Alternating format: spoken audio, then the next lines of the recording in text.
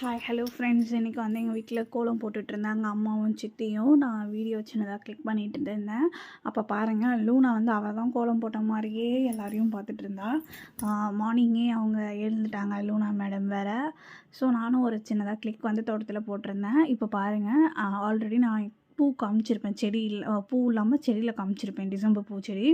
இப்போ பாருங்கள், டிசம்பர் பூ வந்து கொஞ்சம் பூக்க ஆரம்பிச்சிருக்கு.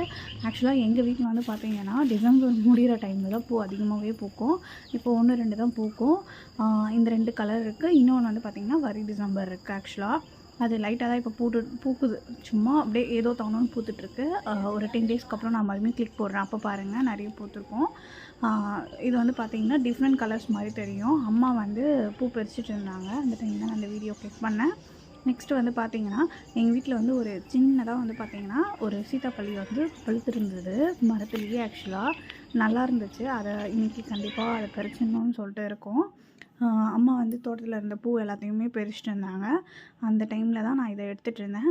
மார்கழி மாதம் மார்னிங் வந்து நம்ம எழுந்திருக்கும்போது பார்த்திங்கன்னா நம்மளுக்கு ஹெல்த்துக்குமே கூட நல்லது. மோஸ்ட்லி வந்து இந்த மார்கழி மாதத்தில் ஒரு நாள் ட்ரை பண்ணி பாருங்கள். காலையில் குளிச்சுட்டு நார்மலாக நீங்கள் கோவிலுக்கு போயிட்டு பாருங்கள். உங்களுக்கே ஒரு பாசிட்டிவ் ப்ரெசன்ஸாகவும் தோணும். சரிங்களா? ட்ரை பண்ணி பாருங்களேன் ஒரு நாள். Bye bye.